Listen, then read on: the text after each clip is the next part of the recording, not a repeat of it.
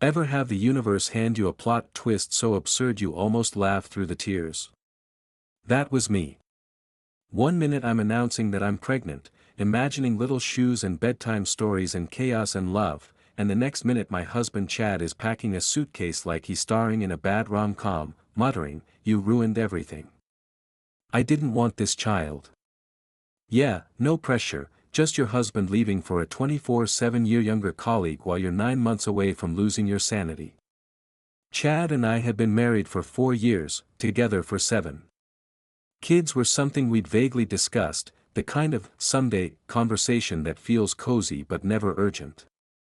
I was on birth control, but thanks to a stomach bug and antibiotics, apparently the universe decided that my perfectly timed dupes would come with a side of betrayal. When I first missed my period, I shrugged it off. My cycles were always weird under stress, and work had been brutal. But then came the nausea, the tender breasts, the morning queasiness. I bought a test on my lunch break. 2 pink lines. Then 3 more tests over the next 2 days. All positive. Shock. Panic. Excitement. It wasn't planned, but it wasn't unwelcome. I pictured us, a tiny human weaving chaos into our lives, bedtime stories, tiny socks, holiday chaos, everything. I waited a week, rehearsed my little speech like it was a TED Talk. "Chad, I'm pregnant." Nothing flashy, no Instagram confetti, no letterboards. I made his favorite lasagna, garlic bread on the side, a bottle of bourbon, sparkling cider for me. I even wore that blue dress he always compliments. Perfect, cozy announcement. Chad came home late. 7 p.m., phone glued to his hand, distracted, mumbling a distracted "looks good" as he poured bourbon like a man trying to anesthetize his conscience. Dinner was a blur of one-word answers. Something felt off, but I chalked it up to work stress. After dinner, I grabbed his hand. "Chad," I said, "I'm pregnant." The silence that followed could have been measured in geological epochs. His face cycled through blank, pale, then, oh, I had never seen this, anger mixed with panic. He asked if I was joking. I showed him the tests. 4 of them. Crystal clear. Then came the line I'll never forget, "You ruined everything. I didn't want this child." I tried reasoning. "It was the antibiotics," I said. "An accident. Surely we could figure it out together, like we had with everything else." That's when he hit me with the big reveal: maybe he never wanted children. The whole "someday" plan. Just a happy thought to keep me quiet, a theoretical exercise in relationship management. I asked if there was someone else. His face said it all. He admitted he'd been seeing Vanessa, his young colleague, months into our marriage. She was brilliant, fresh ideas, 7 years younger, the exact fantasy replacement he apparently decided I was not. And then, he packed. Not an overnight bag. A suitcase full of clothes, essentials, life choices. I couldn't believe it, my husband, my co-parent in waiting, walking out on our unborn child the same night I told him I was pregnant. He even had the audacity to admit where he was going, Vanessa's place. Half an hour later, he was at the door, suitcase in hand, telling me he'd return for the rest later. "Are you seriously doing this?" I asked, disbelief cracking my voice. "I can't be a father," he muttered. "I'm not ready." Right. Because apparently, no one is ever ready for parenthood, except Chad, who apparently plans to ghost responsibility forever. He mumbled, "Sorry," promised to call, and vanished. Just like that. I sat in our apartment, which suddenly felt like a mausoleum of broken plans, staring at the empty space where my husband, and maybe my sanity, used to be. I called my best friend Julie, sobbing so hard she could barely hear me. She came over, arms full of tissues and moral support. That night, I slept on the couch, Julie in the armchair, and for a fleeting second I hoped it was all a nightmare. Nausea reminded me it wasn't. I was pregnant. Alone. Calls to Chad went straight to voicemail. Texts unanswered. By afternoon, anger was creeping in to replace shock. I called my OBGYN, scheduled my first prenatal, and started thinking practically. Bills, finances, child care, I needed a plan. He might have chosen Vanessa, but my child. That was mine. Then came the call from Chad's mother, Rebecca. The cold shoulder of maternal advice: he's young, he has a career, maybe consider options. I shut that down immediately. My child would be born, wanted, and loved, no matter Chad's decision. That call was a masterclass in how some parental enablers work: side with the selfish kid, guilt-trip the responsible parent. Brilliant. The next weeks blurred. I contacted a lawyer, researched single motherhood, childcare, finances. Chad texted 3 days later, not concern, not apology, just informing me he'd be staying at Vanessa's, sending money for bills, and avoiding the human consequences of his choices. Weeks passed, he retrieved more belongings, leaving notes and rent for appearances, and the divorce machinery started grinding. Meanwhile, I had my first prenatal appointment. The ultrasound, a tiny bean, a heartbeat that sounded like hope wrapped in terror. I cried, the tech assuming tears of joy, when in fact it was grief for what I had lost, but also a flicker of determination. Whatever happened with Chad, this little person counted on me. Chad's father Roland was slightly more human than Rebecca, calling to check on me. Financial help was offered, but the emotional vacuum remained. Chad had chosen Vanessa, his parents had chosen him. And there I was, utterly alone, but for the first time, clear. I could start planning my life, our life, without the weight of uncertainty. Julie became my lifeline. She offered her apartment while I found a new place, and as I looked around our old apartment, memories stung, but there was also a spark of hope. Not for reconciliation. That bridge was burned. But for the future. My future. My baby's future. Tomorrow, lawyer. Divorce. Rebuilding. And somewhere in all of this, I realized, my child would never feel unwanted, not by me. Maybe that would be enough. Ever notice how becoming a parent is basically signing a lifetime contract to chaos? My dining room now doubles as a nursery, complete with a pack-and-play, a bouncer, and enough toys to make a small toy store jealous. Marie Kondo would roll in her grave.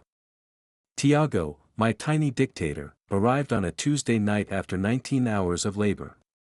Julie was my birthing partner, holding my hand, feeding me ice chips, while I swore I couldn't do it. The nurses kept asking about the father, and I got tired of explaining. He's not in the picture, I started saying. Felt accurate. Also massively understated. The first weeks. A blur of sleepless nights, nipple pain, sorry, TMI, and wondering if I was even doing anything right. Night 1 home, Tiago wouldn't stop crying. I found myself on the bathroom floor at 3 a.m., tears running into my own hair, Googling, why won't baby sleep, while my little human screamed like a tiny banshee in my arms. But somehow, we survived. Day by day, we figured it out, just him and me. I learned that hungry cries sound different from tired cries, which are different from I just want to be held because life sucks. I discovered he loves being sung to, despite my tone-deaf attempts at lullabies. I watched his personality bloom, observant, stubborn, wonder where he gets that. And a laugh that could light up the darkest apartment corner. Work returned at 10 weeks postpartum. Money has to exist, even if you're running on fumes and spit up. My boss Anastasia has been surprisingly understanding, letting me work from home 2 days a week. Finding childcare nearly broke me, financially and emotionally. Daycare cost more than rent. I repeat, more than rent. I found a place that didn't require selling a kidney, but still, ouch. Child support from Chad. Sometimes. Spotty. Excuses range from car repairs to unexpected expenses to, oh, we were in Spain. Yes, Chad and Vanessa went on vacation while my kid existed, and I saw it on Instagram before he texted. Classic. Social media became my personal torture chamber. Chad and Vanessa, sun-kissed and carefree, rooftop bars, zero spit-up stains. I blocked them both. Julie says it's good for mental health, and she's right. Julie is my lifeline. She brings takeout, holds Tiago so I can shower, listens patiently while I rant about baby poop and sleep regressions. She even organized a small baby shower at 8 months pregnant because, apparently, Pinterest gets to decide how we celebrate life's chaos. Chad's parents. A comedy of inconsistency. Initially teen Chad, abandoning their pregnant daughter-in-law, but then a change of heart once Tiago existed. Flowers, gifts, letters, college fund suggestions, all wrapped in a package of still zero acknowledgement of their son's failings. When they asked about an overnight visit? Hard no. I refused. No one who suggested abortion a year earlier gets unsupervised baby time now. Rebecca accused me of using Tiago to punish Chad, which is rich considering Chad's self-chosen absenteeism. How do you have a child and not care? Not even the tiniest curiosity about how they're growing. Chad. Still an abstract concept in our lives. He sometimes sends money, late, often, but never asks for a photo, a video, a visit. Tiago's first Christmas card returned marked return to sender. Life continues, daycare germs, crawling, pulling up on furniture, mouth exploration, you know, the usual apocalypse of tiny human development. My apartment is baby-proof to the extreme, I forgot what my coffee table actually looks like. Daily routine, wake at 5:30 a.m., shower, get dressed, wake Tiago, feed him, daycare drop-off, work, pick up, late fees, home, dinner, bath, story time, bedtime, laundry, bills, maybe 30 minutes of Netflix, then pass out on the couch. Repeat. Hardest moments are unglamorous, 3 a.m. fevers, writing NA for father on daycare forms, crying in the shower. But there are magical ones too, morning cuddles, babbling, fascination with ceiling fans, bath splashes, sleepy warmth on my chest. Tiago's first birthday is next month. Small celebration, thanks to Julie's overzealous Pinterest skills. Chad's parents. Not invited. Chad. Not expecting a card or appearance. Last I heard, he and Vanessa got a dog. Because apparently that's the pinnacle of responsibility he's capable of. The kicker. Just got approved for a modest apartment with a small yard and good schools, dream scenario for a single mom on a budget. Signing the lease, I get a text from Rebecca, family reunion next month, want to include grandson. Attached? Photo of Chad and Vanessa, perfectly happy. I stared at it. Not anger. Clarity. A year of waiting, hoping, updating into the void. A year of protecting Chad's image. Done. Blocked. Tiago deserves people who choose him. Who show up. Who love him unconditionally. Chad will stay an abstract concept. We're better off. 1 year later, single mom, son against the world. Not the life I planned, but sometimes the family you end up with isn't the one you expected, yet still perfect in its own chaotic way. Picture this, expecting to see Leroy in the school parking lot, I freeze because my brain literally registers someone familiar, but it's just Tiago tugging my hand, excited to meet his classroom.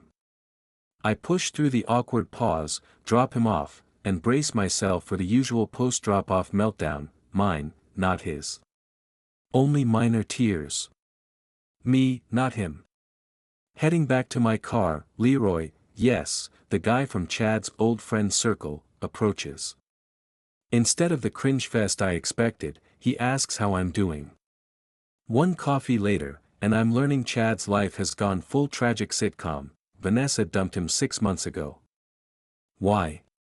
Because he stringed her along for years, insisting he wasn't ready for kids at 35. She finally issued an ultimatum, and he chose poorly. His company downsized, he's bouncing between friends' couches, and the perfect life he abandoned us for is in shambles. I stirred my coffee, but the gotcha moment never came. No, serves him right, satisfaction. Just weird emptiness, like hearing about a character from a show I quit watching seasons ago. Meanwhile, my life. Stable. I've been at the same company 6 years, promoted to senior project manager. Bought a small townhouse, handprints on the bedroom wall, garden tomatoes that never quite cooperate. Financial stability was earned via spreadsheets, budgeting, and occasional tears into the calculator. Child support from Chad. Eventually stopped around Tiago's 3rd birthday. Fighting it wasn't worth my sanity. I'd rather be calm, present, and actually parenting. And then came the unavoidable, why don't I have a daddy? Tiago, grocery store aisle 5, innocently dropping the bomb. Prepared? Nope. Articles? Read them all. But looking into his tiny, earnest eyes, all I could say was, sometimes grown-ups make choices that hurt people. But you, my love, are wanted enough for 2 parents. Cue heart-melting, throat-tightening moments that never get easier. Every time another kid shows up with their dad, it stabs a little, but we've built our own traditions, Julie movie nights, my parents visiting monthly, a village of humans who actually choose us. Then 10 months ago, a plot twist straight out of a rom-com minus the cheesy music, parent-teacher night. I notice a dad, kind eyes, terrible dad joke shirt. I'm not arguing, I'm just explaining why I'm right. Emma, his daughter, is in Tiago's class. He handles her meltdown like a saint. Patience. Kindness. Attention to details I didn't even know existed. Coffee while the kids play, text exchanges about missed announcements, then dinners post-soccer practice, conversations stretching late into the night. He never rushes. He notices Tiago's obsessions, fixes the wobbly bike seat, brings books about stars. 6 months in, Douglas, the widowed dad, shares raw grief over losing Emma's mom. The honesty, the vulnerability, the way he loved her fiercely even in absence. I trusted him. Slowly. Officially dating 7 months now. The kids are happy, blended playdates feel natural, conversations honest, pace slow but steady. For the first time in 5 years, I let myself picture a future with someone. Meanwhile, Chad's parents? Suddenly interested after years of ghosting. Rebecca wants weekend visits. Nope. Chad's past abandonment, minimal effort, and his new couch-surfing lifestyle are not going to jeopardize Tiago's stability. Douglas asked last week about fishing trips with the kids. Simple. Beautiful. My throat tightened watching Tiago bounce with excitement. Fast forward to the worst sitcom cameo ever, parent-teacher soccer game. Blue lightning, drizzle, umbrellas, and, holy plot twist, Chad. After 7 years, he just shows up, no warning, no heads up. Tiago spots him, curious. I send my kid back to his team, confront Chad, and, he admits his parents gave him the schedule. Ah, of course. I introduce Douglas. Chad flinches. Claiming title of father, I correct, biologically only. Tense words exchanged. Chad asks to talk after the game. I agree. Coffee. Victory ice cream for the kids. Chad's revelations. Therapy for a year, 8 months sober, back with his parents post-Vanessa. Most stunning. He asked his parents to limit contact with Tiago because he couldn't handle the weight of what he'd abandoned. Now, suddenly, he wants to make things right. I remind him, Tiago isn't the baby he walked out on. He's a full little human with a life, feelings, and people who show up every day. Chad acknowledges this, asks about Douglas. Pain crosses his face. I calmly say, Douglas is the father figure Tiago deserves. Supervised meetings arranged. Legos, soccer jerseys, concentration faces, eye crinkles. Genetic déjà vu. Chad suggests taking Tiago to a movie alone. Nope. 3 weeks of meetings, boundaries in place. Then, Chad, unannounced, brings his parents, pushing for family reunification. I send them home. Then, audaciously, I still love you, Melissa. I never stopped. My response? A calm, almost amused, you left, Chad. Burned bridges don't rebuild themselves overnight. Douglas? Secure, loving, patient. Chad. Lesson in consequences delivered by life. Boundaries set, clear, immovable. Some bridges, once burned, stay ash. And that's where I am. 5 years later. Thriving, loved, and finally free. Chad's choices landed him exactly where they belonged. My son. Happy, curious, brilliant. My partner. Present, steady, kind. My life. Not what I expected. Exactly what I needed.